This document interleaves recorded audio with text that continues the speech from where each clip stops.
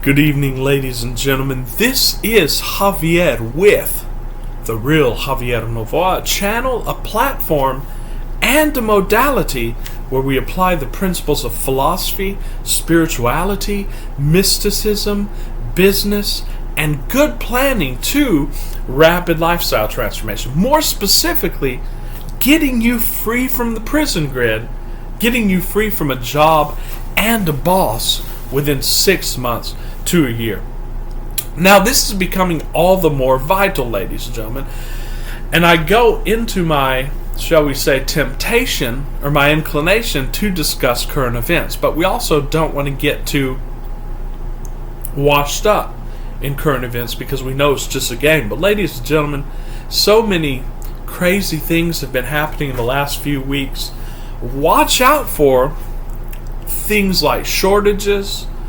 We're not going to get too specific, but watch out for things like regulations that were in place only a few months or a few years ago to be coming back. We're hearing many murmurings of this, ladies and gentlemen. We're also hearing a lot of murmurings of instability, just a general climate of instability and fear. That's why it's more important than ever that you have an independent source of income, and that you have, first and foremost, your knowing and your knowledge that you are it, that you are security, and that you can get into peace and security at any time because it is within you. I love the old meditations of the great Joel Goldsmith, the great American spiritual teacher from the 60s and the 50s and even before that, where people were afraid of war. They were going into different things like the Vietnam War and so on and so forth, Korea and so on. And he did meditations where he said, "Fear not." And he led the people through those. I'd encourage you to search for those. We're going to be constantly doing our own. We're going to be constantly taking these stops to remember who we are, because that's the most important thing, ladies and gentlemen. This series of planning, which we are continuing today, this series of strategic planning, is within the game. And the greatest value of it is it helps you discover your power. It helps you tap into those inner resources. But the most important thing, the focus, ladies and gentlemen, the main event always should be your inner being and what you're creating interiorly, your flow from the interior. And I hope you understand this just a little bit. So current events are all pointing to the fact that we need to accelerate this, because remember, you can get onto any film role that you please, but right now we are in a current film role where things are going in a certain way. What's going to take is it's going to take enough people shifting film roles to get the entire world onto another film role. But it doesn't matter what the entire world does. You can go it alone. You can go on your own film role because you are one with the divinity. That's exactly what we're teaching people how to do. But first, before I go back into more detail in the video, I'd like to invite you, as always, if it's your first time watching the channel, or if you've been watching this channel for a long time and have not subscribed, I'd invite you to please subscribe to the channel, because not only will you be pulling your energy with a group of master manifestors, with a group of people who are on the cutting edge and who are in the process of rapidly transforming their lives, getting free from the prison grid, from a job and a boss, you'll also be helping us get the word out. And it is a word, ladies and gentlemen, if you just read the news and if you watch the current events, which I believe it's important to at least have a passing knowledge of, to at least have your pulse on the events of the film role, not least of which so that you know what to desire, and so on and so forth, and you know what film role you're aiming for. As Abraham Hicks talks about, the contrast shows us what we want. We're not necessarily seeking out that contrast, but what's right in front of us, we should know this. So you will be helping us to get this word out for a message whose time has come. So I will give you a moment, a second, just to subscribe to the channel.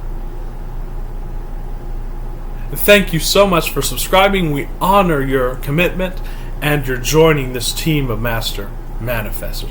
So today, ladies and gentlemen, sort of tying this in with current events, and of course, these first few videos about the project model that we're taking mainly from David Allen's book, Getting Things Done, and his whole system of getting things done. We're going to be making more videos on that, but we're focusing on the project planning session of it. We're just going through these steps linearly and very quickly. And of course, we're going to be next week and the next coming weeks, I'm going to be demonstrating this process for you on a project that I'm currently working on that is not pre-solved, and I don't know if there's going to be a solution to it. Of course, I know that there is a solution to it, but basically what I'm saying is this is not pre-planned, ladies and gentlemen. I'm going to walk you through a project using these techniques and these modalities, and we're going to show you how it fuses your right and left brain to create a masterpiece and to get things done easier and quicker than you ever thought before. But it's following basically the model of David Allen's project planning. And the last step of organizing the brainstorm is a great step. And we didn't even really finish that. We will be going more into that in other videos. But it talks about separating these disparate brainstorming categories that you've brainstormed into priorities, into segments, and into next actions, and so on and so forth. And this gets us to the final stage. Of course, this is not linear. So remember, every stage on the project planning model of David Allen ties into every other stage. And you may go back a stage or go forward 2 stages. This is simply a framework to help you get some sort of a conceptual foothold in all this. But just like you don't learn to drive a car by reading the manual and driving at the same time, you won't want to be looking at a book with these steps on it. I just want to illustrate these steps to you so that you'll have a sort of notion of how to move forward. And it's really all up to you. It's all up to your sitting down to contemplate and to plan and to strategically focus that's going to get this momentum going for you. It's going to really get you into the groove of this modality of strategic planning. Like I said, we have a lot more to go on this, but I wanted to focus on action. And we've talked about this many times before, but it would seem that in the law of attraction and law of assumption modality, the great teachers discourage action, although this is never the case. Because remember, Ludwig von Mises had this great insight when he was talking about the roots of economics. And according to Austrian economics, which I believe is the most rational framework of economics, you could look this whole modality of Austrian economics up. I think it's the most vibrationally consistent form of economics. Although I don't agree with all the conclusions of the scions of that school, but I do believe in the basic methodological framework. And I hope you follow me just a little bit. But Ludwig von Mises said, action is an offshoot of thought. Because every action is preceded by a thought, and any action must by definition be voluntary. Because if it were involuntary, then it wouldn't be action. So any voluntary action, or what the Greek philosophers called teleological action, must have a goal, and it must have, at least very quickly or very implicitly in the mind, a process for getting there. Because if you have a goal, but you have no process for getting there, and we're talking about all things being equal here, don't read too deeply into this. But if you have a goal and you don't even at least have a very sketchy and rough plan for getting there, then it's not action. You can't take action. So any action which is voluntary is an offshoot of thought. And if you think about it, thought is an action. Why? Well, Ludwig von Mises talked about this. Thought is an exchange, because you're exchanging one thought for another thought. Think about this.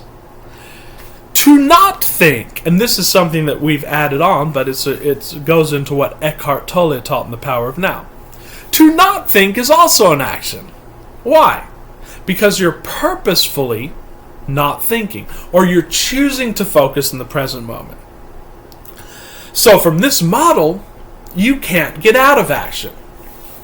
You can't get out of being in action, even if you're completely peacefully laying down in a bed. you're taking action because you're doing something rather than the infinite array of possibilities of doing something else. So we're always taking action. So action is not in the question here. Of course you're going to be taking massive action in this modality and in law of assumption. The only question is, ladies and gentlemen, the only question about action is it inspired action? Or rather, we need to even take this deeper, because as Abraham Hicks says, your actions and your thoughts and your feelings are always inspired, but from where are they inspired? Or rather, from where are they inspired? They can be inspired from a higher emotional state or resonance, or they can be inspired from a lower emotional state or resonance. So your actions are always inspired. Now, the only question is your action being inspired from the totality of who you are, or is it being inspired by the persona or the ego or some figment or segment which is not really the totality of who you are? So I want you to reflect on this. Again, action is either inspired from the totality of who you are, from the divinity, and it's always going to be right action, what the Buddhists call right action, what the other religions call correct action. Anything inspired from that is going to be correct action. Or it's going to be inspired from the lower centers, and that is from survival or from fear. And these actions will never be the right action, no matter how correct it seems, no matter how in accordance with some law or some process or some methodology. And if you get this, you've gotten everything. So that's why many religions, they call it the nafs in the Islamic tradition, which is the lower center of being, or a shaitan. They call it Satan, which is really all just you, but it's these lower or higher energy centers.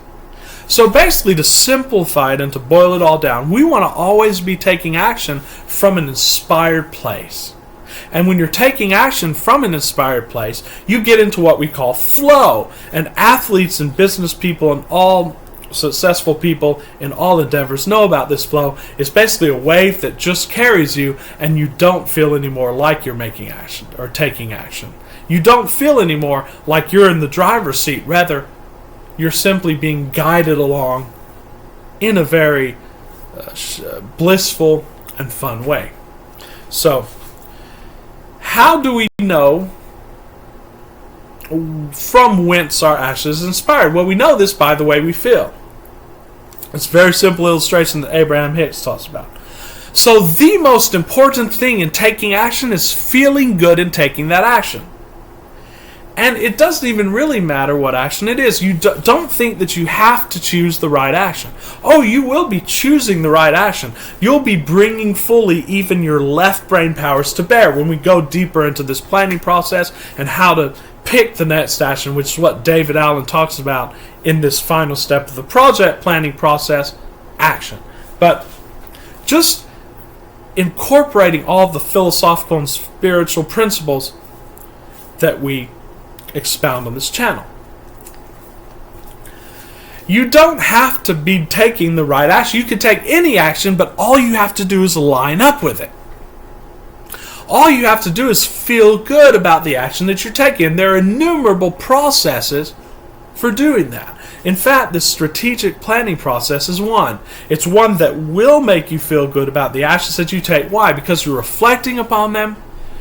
You're allowing your left brain to do its work, and you're also allowing the right brain to do its creative work.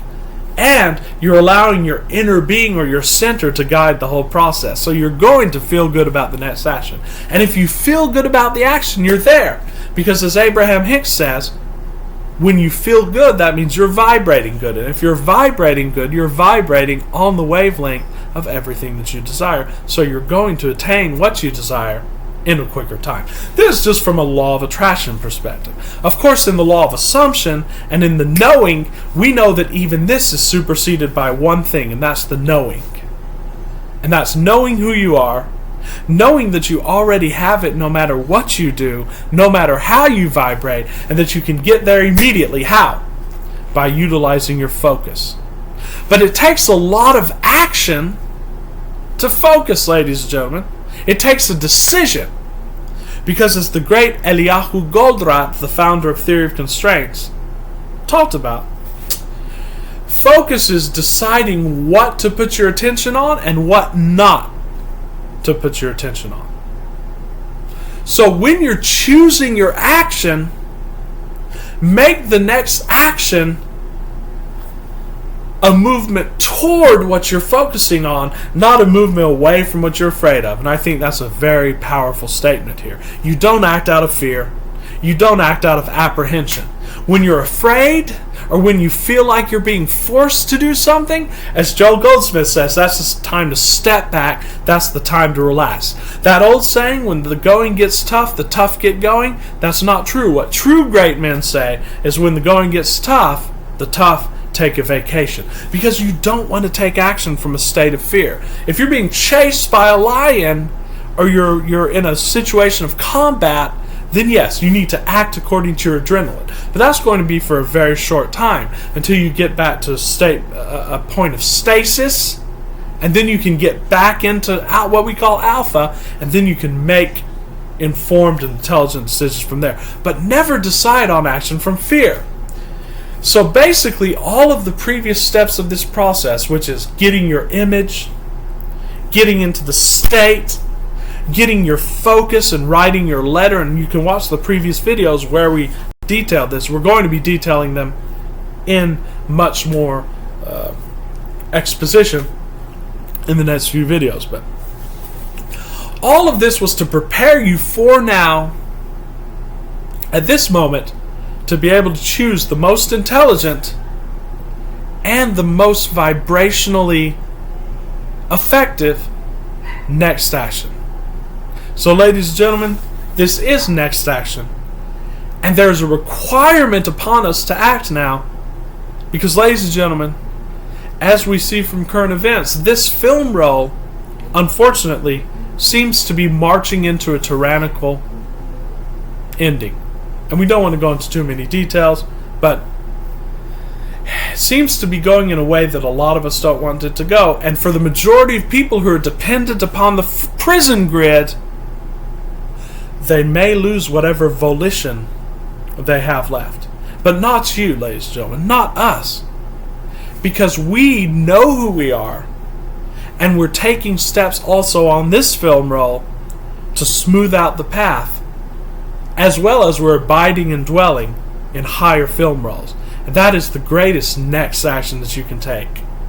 But of course, we're going to detail in future videos how to actually use your left brain to take the material that the right brain has generated in brainstorming and in all of these previous steps, and create very simple next actions. Because as David Allen says, the next action needs to be the exact physical next action that you need to take, so that you don't need to think about it so much when the time comes to take that action. Because so many people's lists, like for example, will say, wife, deal with wife situation. But there's still more thinking to be done on that. Okay, what is the wife situation? And then you can segment out the next action and then write down the very physical next action. Because there are many times when the left brain doesn't want to use its processes. So use it now. Take a few seconds to a few minutes to think about what the very next action is, and then pinpoint that next action, organize it, and this is the way to